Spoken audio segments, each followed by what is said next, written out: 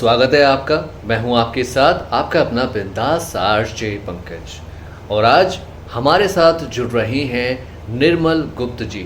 Sir, आप सेवानिवृत्त सहायक आयुक्त रहे हैं उद्योग विभाग में, और इसी के साथ ही साथ आप एक अच्छे साहित्यकार भी हैं, और हमारे लिए गर्व की बात यह है कि आप अपनी क्रांति धरा मेरठ से आते हैं।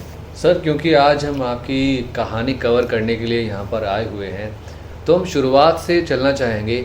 किस वर्ष से आपकी ये शुरुआत हुई? सबसे पहले बात करना चाहेंगे, आप सेवानिवृत्त सहायक आयुक्त रहे हैं उद्योग विभाग में, यहाँ पर आना किस वर्ष में हुआ?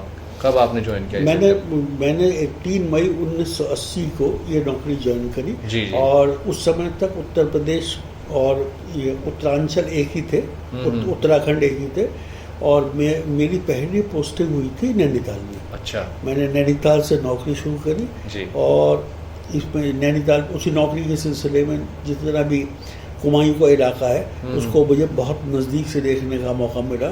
और वाकई में प्राकृतिक रूप से एक उत्तराखंड बहुत ही सुंदर जगह है, इसमें कहीं को समझे। बिल्कुल सही बात है सर। आज के समय में सर काफ़ी कंपटीशन हो गया है। बात 1980 की करते हैं जब आपने ये सर्विस ज्वाइन की थी, एंड कितना मुश्किल रहा था उस समय में, उसके बारे में थोड़ा बताइए। नहीं, उस समय भी बहुत आसान नहीं था, पर आज जितना मुश्किल भी नहीं था। उस समय इतनी भागा दौड़, इतनी मारा मारी, इतना भ्रष्टाचार, उस समय इस तरह से कुछ नहीं था। उस समय यदि आदमी के पास प्रतिभा होती थी और वो परीक्षा पास कर लेता था, इंटरव्यू ठीक ठाक दे लेता था, तो उम्मीद ये थी कि नौकरी मिल जाती थी। हम जैसे मेरठ में रहे तो मेरठ में एक CDA का ऑफिस हुआ करता था। जो भी बच्चा ग्रेजुएट होता था और उसको कोई नौकरी नहीं मिलती थी, तो वो जरा सी कोशिश करता था तो उसे केंद्र सरकार की इस CDA वाली नौकरी जो थी ये आमतौर से मिल जाया करती थी। सर, आप उद्योग विभाग में असिस्टेंट कमिश्नर के पद से सेवानिवृत्त हुए थे, लेकिन जब आपका चयन हुआ था उस वक्त आपका क्या पद रहा था? नहीं, उस समय मैं सहायक प्रबंधक के पद पे सेलेक्ट हुआ था, और बाद में चल के प्रमोशन होते रहे। उसके बाद मैं सहायक आयुक्त के पद तक पहुंचा। वैसे वेतन के हिसाब से जो मेरा वेतन था वो एक संयुक्त निदेशक यानी जॉइंट डायरेक्टर के पद का था, पर जो पद मुझे मिला हुआ था वो सहायक आयुक्त का पद था। थोड़ा सा सर उस पद को पाने के लिए जब आपका सिलेक्शन हुआ, शिक्षा के बारे में बात करना चाहेंगे। उस वक्त क्या ज़रूरी होता था कि आपने क्या किया हो जो आपको ये पद मिले या इस पद के लिए अप्लाई करें? इस पर्टिकुलर नौकरी के लिए तो पद ये होता था कि एक लिखित परीक्षा होती थी, इसके बाद इंटरव्यू होता था, इसके बाद सिलेक्शन होता था। तो मुझे अब तक अच्छी तरह से ध्यान है कि एक 89 में जून के महीने में मेरा इंटरव्यू हुआ था, और इंटरव्यू में उन्होंने तरह तरह के सवाल पूछे। चूँकि मेरा पत्रकारिता और लेखन वगैरह और अध्ययन से काफ़ी संपर्क था, तो अधिकतर जो सवाल पूछे उन लोगों ने वो राजनीति से जुड़े हुए थे, और मैंने अधिकतर सवालों का ठीक ठाक जवाब दे दिया था। फिर मैंने MA के इतिहास में प्रथम श्रेणी में किया था, तो फिर उन्होंने कुछ सवाल फ्रेंच रेवोल्यूशन के बारे में पूछे थे, जिसको कि मैंने सिलसिलेवार मेरे हिसाब से बिल्कुल ठीक ठाक जवाब दे दिया। जवाब ठीक ही दिया होगा तभी नौकरी में मेरा सिलेक्शन भी हुआ। क्या बात है। हर प्रोफेशन में कुछ ना कुछ चैलेंजेस ज़रूर आते हैं, कुछ ना कुछ मुश्किलें ज़रूर आती हैं। आपके बारे में थोड़ी सी बात करें तो पोस्टिंग आपकी जगह जगह हुई है, कहीं कुछ ऐसा लम्हा है, कहीं कुछ ऐसी बात याद आपको आती हो कि वहाँ चैलेंज मुझे बहुत फेस करने पड़े थे, तो उसके बारे में थोड़ा जानना चाहेंगे। सन 2000 में मेरी पोस्टिंग तो दिल्ली के अंदर जो प्रगति मैदान था वहाँ पर हमारा पेविलियन था, UP पेविलियन कहते थे, वहाँ हुई। हम लोगों का वहाँ पे बेसिक काम ये था, एक तो ट्रेड फेयर ऑर्गेनाइज करना जो नवंबर के महीने में 14 नवंबर से 27 नवंबर तक लगता है। इसके अलावा भी अलग अलग महीनों में हम अलग अलग थीम के ऊपर एग्जीबिशंस वहाँ पे आयोजित करते रहते थे। जैसे कि हैंडीक्राफ्ट पे हम लोग एग्जीबिशन लगाते थे, तो उसमें जो UP के अंदर जितने भी तरह तरह के हैंडीक्राफ्ट हैं सभी के आइटम्स जो थे वहाँ पे दिखाते थे, और एक्सपोर्टर्स को और एम्बेसीज वालों को हम लोग वहाँ पे इनवाइट करते थे। उससे फ़ायदा ये होता था कि ये जो छोटे छोटे शिल्पकार थे इनको अपना सामान बेचने के लिए एक बड़ा मार्केट, विश्व का मार्केट वो उपलब्ध हो जाता था। तो मैंने ये महसूस किया एग्जीबिशन ये लगाते हुए कि हमारे यहाँ प्रतिभा तो है, पर उस समय तक, अब तो खैर चीज़ें बहुत बदल गई हैं, पर उस समय 2000 के मैं बात कर रहा हूँ, तो उस समय तक ये सब चीज़ें जो थी ये बहुत कम थी, और लोग बाग ये जो छोटे छोटे शिल्पकार थे ये ऑलमोस्ट गरीबी की स्थिति में रहते थे, जबकि इनके आइटम विश्व स्तर पे कितने अच्छे होते थे। इसका एक नमूना मैंने तब देखा जब हमने एक छोटी सी एग्जीबिशन दिल्ली हाट में 7 दिन के लिए ऑर्गेनाइज करी और वहाँ पर अपने आइटम रखवाए। तो उन आइटम्स को हमने जब रखवाया तो आपको जानकर आश्चर्य होगा कि उन एग्जीबिशन उस आइटम्स को रखने के 4 घंटे के अंदर पहले मैं आपको इतना बता दूं, ये जो मेरठ का जो गढ़मुक्तेश्वर है वहाँ पर सरकंडे से बनी हुई चीज़ें बिकती हैं। अच्छा। वो आमतौर से मूढ़े वगैरह होते हैं। जी। हमने वहाँ पर इन लोगों को, वहाँ के शिल्पकारों को नए नए आइटम और नए नए डिज़ाइन और नए नए उसमें कलर और नई नई टेक्निक इस्तेमाल करने की ट्रेनिंग दी। तो उन लोगों ने बताया भी, और जिसमें कि जैसे डबल बेड था, जैसे कि अलमारी थी, जैसे कि सेंटर टेबल थी, जैसे कि लॉन्ड्री बॉक्स था, इस तरह के बहुत सारे आइटम हम लोग, जब हम लोगों ने वहाँ पर दिल्ली हाट में जो इन आइटम्स को दिखाया और रखा, तो आपको जान के आश्चर्य होगा कि कुछ लगाने के कुछ ही घंटे के अंदर हमारा सारा स्टॉक बिक गया, जो स्टॉक वहाँ पर हम कम से कम 1 हफ्ते के लिए लेके गए थे। तो मेरी समझ में पहली बार ये आया कि महानगरों में रहने वाले भी ये छोटे छोटे जो हैंडीक्राफ्ट से जुड़े हुए आइटम हैं, इनको लेकर उनके अंदर एक उत्सुकता, एक ललक अभी भी कायम है, और वो लोग भी चाहते हैं कि इस तरह की और यूनिक चीज़ों को अपने घरों में रखें जो उपयोगिता की भी हों। ये मेरा एक तो सीखने का सबक ये रहा। दूसरा ये रहा कि यदि कोशिश की जाए तो ऐसा कोई आइटम नहीं, कोई ऐसा कोई चीज़ नहीं जो कि मार्केट में अपना स्थान ग्रहण ना कर सके। बिल्कुल। अब तो खैर इस समय तो इसलिए भी है क्योंकि इस समय तो टेलीविज़न है, इस समय तो और बहुत सारे मीडिया हैं जिनसे चीज़ें आगे आ जाती हैं। अब तो ऑनलाइन, मैं जिस समय की बात कर रहा हूँ उस समय ऑनलाइन का किसी को अता पता नहीं था, और ना कोई ये अमेज़ॉन या इस टाइप का कोई ऑनलाइन चैनल कहीं कोई खुला हुआ था। पर उस समय ये जो छोटे छोटे हाट वगैरह बने हुए थे, इनके जरिए हम लोगों ने चीज़ों को बेचने की कोशिश करी, और हमने देखा कि वो बिके भी, और उससे जो वहाँ के कारीगरों को एक सही मुनाफा भी मिला, गरिमा भी मिली, और एक इज्जत भी मिली। सर, आपने उद्योग विभाग में अपनी सर्विस दी है और लोगों के लिए भी आपने इतना सब कुछ किया है, और आपने बताया हमें, ये किस वर्ष की बात रही थी जब आपकी सेवा वहाँ पर समाप्त हो गई? नहीं, रिटायर्ड तो मैं हूँ 2014 में। अब मैं वहाँ पर रहा सन 2002 तक। अच्छा।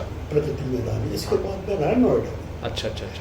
तो नोएडा उस समय अपनी इनिशियल स्टेज पे था, और उस समय वहाँ पे उद्योग स्थापित होने शुरू हुए थे। और आपको जान के ताज्जुब होगा कि वहाँ पर एक सेक्टर है, सेक्टर 9, उसमें हमने 55 मीटर के शेड्स बनाए थे। अच्छा।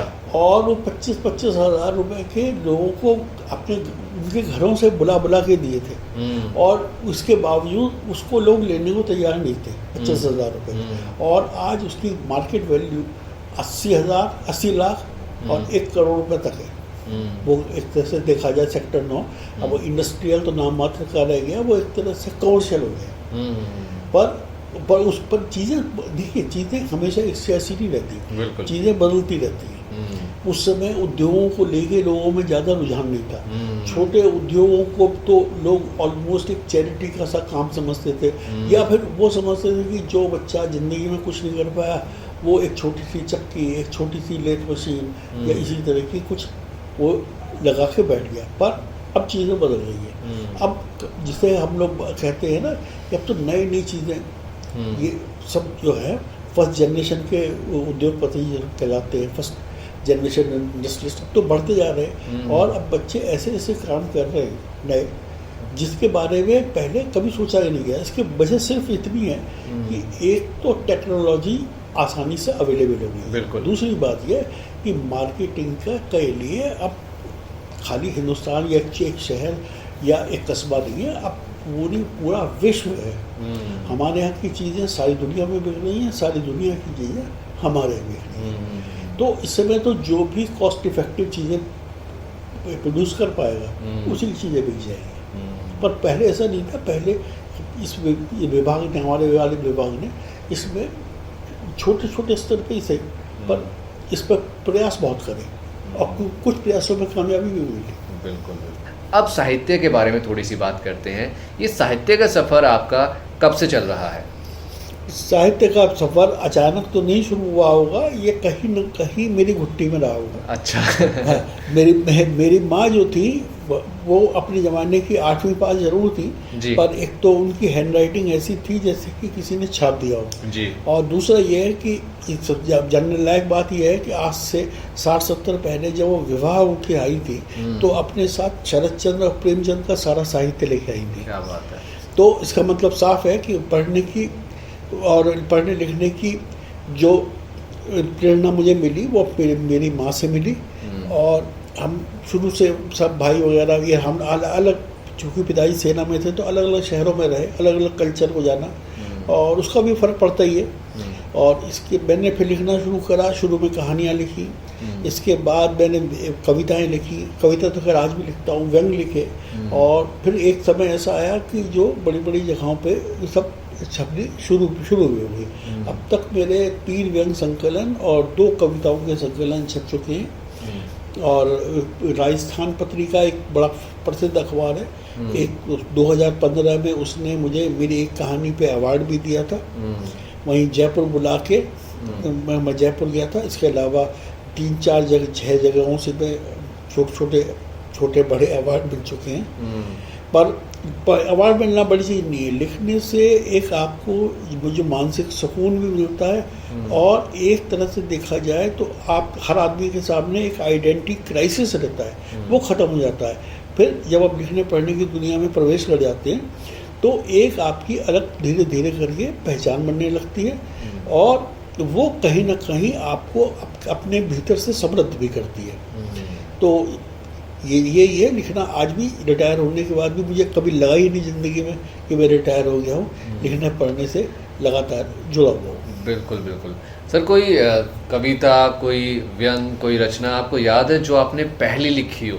सबसे पहली कहानी लिखी थी देशभक्त। अच्छा। और वो छपी थी हिंदुस्तान के इतवार के पेज पे। पर उस कहानी के साथ में एक बड़ी मज़ेदार कहानी और है। उस एक कहानी छपी, फिर वहाँ दूसरी छपी। फिर हुआ क्या कि वहाँ के सहायक संपादक टाइप का कोई रहा होगा, क्योंकि निर्मल नाम उत्तर भारत में आमतौर से लड़कियों का नाम होता है। अच्छा। और उस बंगाल में तो होता है, क्योंकि मेरा जन्म बंगाल में हुआ कि वहाँ तो निर्मल नाम होता है, यहाँ नहीं होता।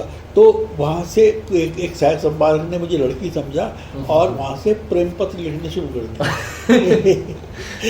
प्रेम पत्र लिखने, फिर बेचारे को जब एक बार वो चल के मेरठ चला है, जब वो मुझसे मेरे से मुलाकात हुई तो देखा कि एक 15-16 साल का दुबला पतला सा ये निर्मल जो है लड़की नाव के लड़का है। तो उस बेचारे में क्या गुजरी हुई तो मैं आज सोच सकता हूँ।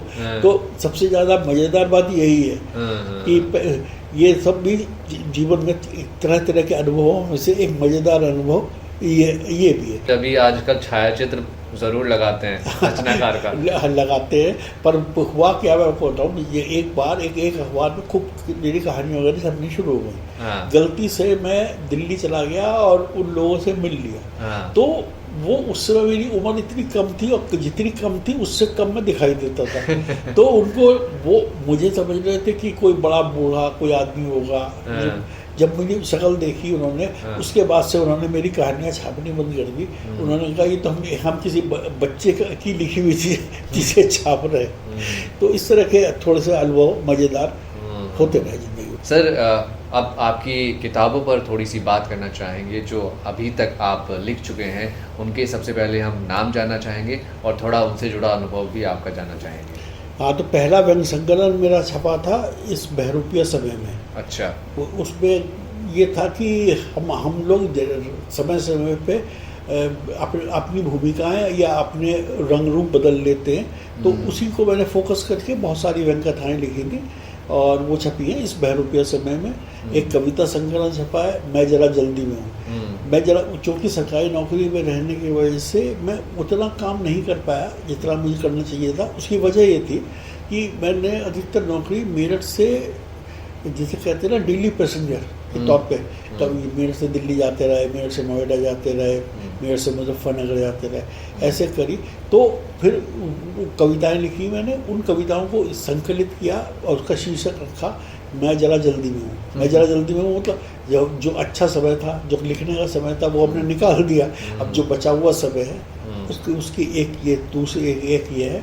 तीसरा एक कविता संकलन है वक्त का अजायब घर। एक किसी उसको उस कविता का उसका शीर्षक है, एक व्यंग का शीर्षक है बदकही का लोकतंत्र।